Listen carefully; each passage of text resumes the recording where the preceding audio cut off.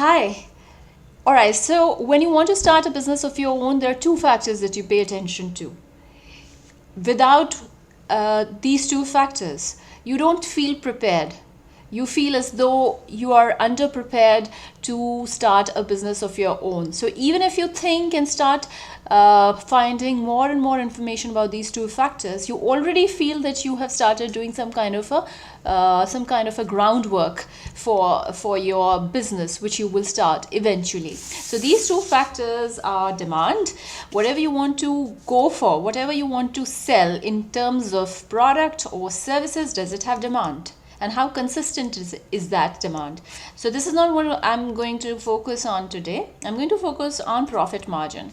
How much profits are you going to generate in order to sustain and build and expand your dream? So let's not even say business, let's just call it your dream, because everyone wants to create something which will have signature of their own.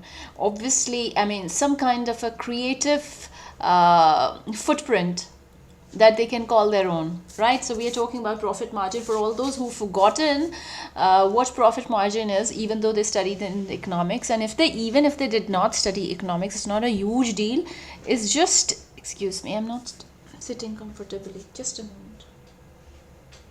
Yeah.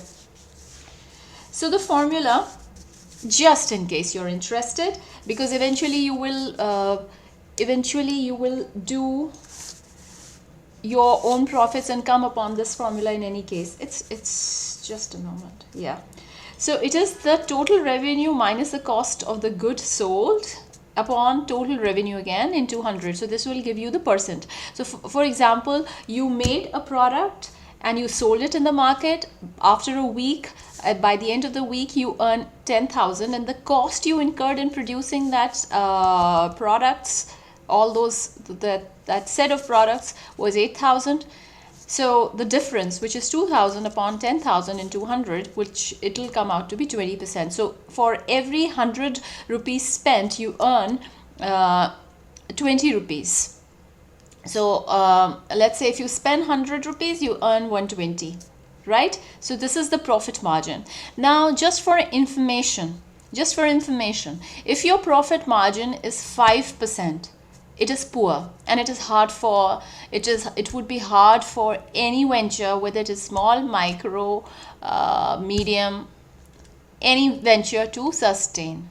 And smaller your venture, higher is the profit margin that you would require to sustain. So if you are having a small venture, you should be able to earn at least 15 to 20% of your profit margin. Should be at least 15 to 20%, more the merrier. But then this is what it is. You have to have higher profit margins if your venture is smaller.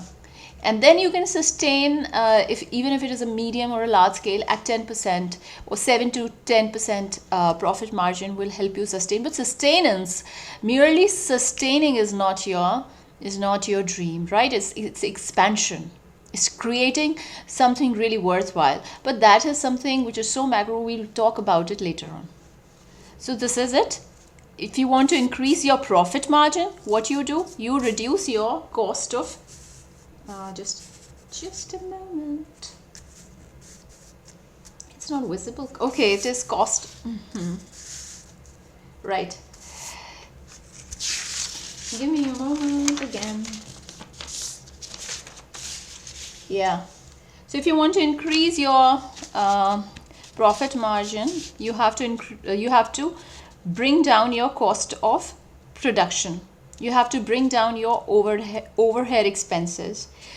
You have to bring up your revenues. That is the markup price. Could be higher. But how can you make it higher? There are factors governing that as well. We'll talk about it later on. So if the labor that you've employed is inefficient, if the machinery or plant is not good enough, the cost of production will obviously be higher. Or if you're working on a very small piece, the economies of scale will not be achieved, and you would end up spending a lot on the cost of the production. Then if there are a lot of recurring expenses, then also your profit margin reduces. If the existing cost, selling price is less,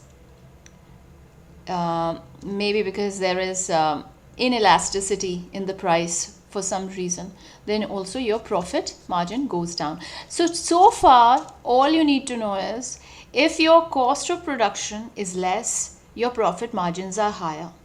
If the selling price of your product is high, your profit margin is higher. If you need to survive if you need to survive, as in your unit has to survive in the market, in any market, be it bigger city, be it smaller place, be it metro, be it big developed country, developing country, underdeveloped country, you need to, in order to have a good in order to be called a good business, it has to at least touch the profit margin of 20%. If it is 5%, you are doing poorly, and the unit may fold up anytime. 10% is the least minimum that will help you to survive, right? Okay. Now the core topic was, which is the business that has the highest profit margin? So it is the web designing. When you design websites, you earn around 70%. You earn around 70% profit, 60 to 70%. If you are doing very well, if your work is very, it has quality, it will be around 70-75%, because all you're putting in is your own effort, is your own skill. Your skill is propelling you towards getting profits. Your cost of production is next to nil. Then of course, so all those services, actually out of 3 sectors, agriculture, manufacturing and services has the maximum profit margin, because all you bank on is good skill of the employees that you hire. And if the employee that you have hired is yourself, like in case of website designing and chartered accountancy and let's say legal services, as I have written here, then you are in the right business. But do you have the acumen to start this business? Do you have the education? Do you have the aptitude to do this? If not, and there are some other examples also I've written. Yeah, online shopping is also one of the most lucrative businesses that can garner a big profit margin. Let's talk about the 2 basic sectors. Agriculture.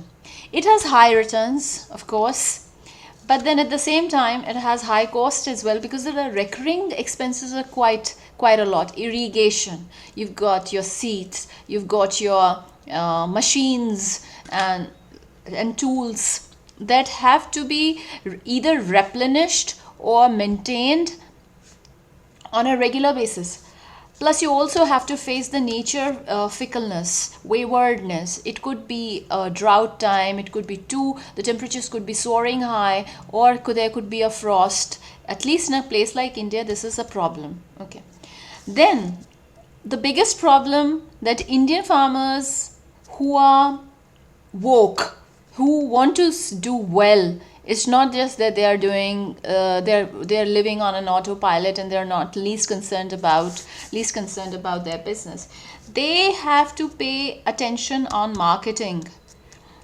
Even if they have a good produce, where do they sell it? Because if the government is buying, the minimum support prices might not be what they are expecting. So policies in this regard could be formed. We already have a good storage of food, grains. So maybe a large chunk of what the farmers are producing could be reserved for export or for the processing industry. So this is agriculture for you. This does not have a very high profit margin until and unless you are into producing the right kind of a produce. Like you have your cash. These are just 4 popular examples: cash crops, fruits, vegetables, food grains. So you have your cash crops that has the highest profit margin. What are cash crops? Coffee, dry fruits. Of course, they are not dry when they are grown. They are dried up later on. and so on. So if you go to market and you buy yourself certain dry fruits, you'll know they are exorbitant. Then fruits also will fetch you good profit. Vegetables, it's always dicey. Food grains, the staple ones may not do very well, but oil seeds and pulses, they have a lot of profit margins, so you can go for them. Then as far as manufacturing is concerned, about 20 to 30% profit margins are usually associated with manufacturing. And why so? Because once you get your plants and machinery, it stays with you. That's why it's called capital. It stays with you for a while, for 10 years, 5 years, if they are kept in good condition. In case you get labor who can work at a not at a very high wage, that's why India and China are considered one of those attractive places, because the wages of the labor is not very high. So you end up stretching, having a greater margin of profit for yourself, right? So as far as durables are concerned, the demand is something which is dicey. What are durables that will stay with you for a longer time? For example, a car. You don't buy yourself a car every few months. It's a matter of years. Once you have it, you have it. Non-durables, the times of corona have proved that we all needed, rich, poor, middle class, any country, they needed non-durables. They are the essentials, food grains or your shoe, clothes, such things, right? So these are non-durables. This manufacturing will if you venture into manufacturing of non-durables, that's going to get you, there are good chances that the profit margins may not be very, very high, but the demand is high. So how do you break on the equilibrium where you decide how much demand and how much profit margin should be amalgamated to give you a right kind of a profit margin, is something that we can discuss in future videos. That's it for today. Thank you. Bye.